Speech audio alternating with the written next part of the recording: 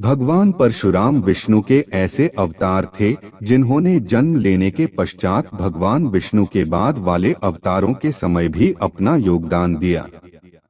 परशुराम भगवान विष्णु के छठे अवतार थे, जबकि श्री कृष्ण आठवें, किंतु उस समय भी भगवान परशुराम ने अपना योगदान दिया। आप त्रेता युग में माता सीता के स्वयंवर में भगवान परशुराम की भूमिका तो जानते ही होंगे, लेकिन उससे भी बड़ी भूमिका उन्होंने महाभारत के युद्ध के समय निभाई थी। महाभारत के युद्ध में उनके 3 ऐसे महान शिष्य थे जिनकी उस भीषण युद्ध में निर्णायक भूमिका रही। आप इसका अनुमान केवल इसी बात से लगा सकते हैं कि 18 दिनों तक चले महाभारत के युद्ध में 17 दिनों तक कौरवों की सेना का संचालन भगवान परशुराम के शिष्यों द्वारा ही किया गया था और स्वयं भगवान श्री कृष्ण को तीनों को निहत्था करवाकर मरवाना पड़ा था। आज हम भगवान परशुराम के महाभारत काल में योगदान तथा उनके शिष्यों के बारे में जानेंगे। महाभारत काल में भगवान परशुराम के 3 महान शिष्य हुए जिन्हें उन्होंने स्वयं अस्त्र शस्त्र की विद्या दी। आइए उन तीनों के बारे में जानते। महाभारत के युद्ध में भीष्म पितामह को कौन नहीं जानता। उनके पराक्रम के कारण संपूर्ण पांडव सेना दहल उठी थी। स्वयं भगवान श्री कृष्ण को उनका वध करवाने के लिए शिखंडी का सहारा लेना पड़ा था।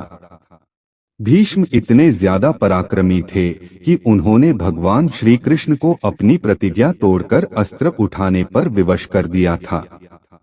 चूंकि परशुराम केवल ब्राह्मणों को ही शिक्षा देते थे, लेकिन भीष्म मां गंगा के पुत्र थे, इसलिए उन्होंने भीष्म को संपूर्ण विद्या में पारंगत किया।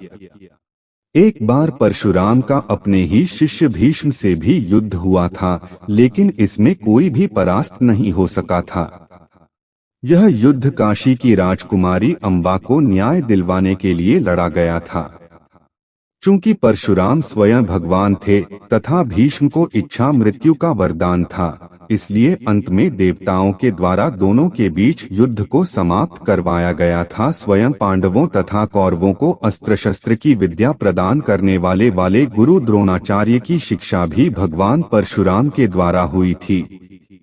उन्होंने ही गुरु द्रोण को संपूर्ण अस्त्र शस्त्रों को चलाने वाले मंत्रों का ज्ञान दिया था।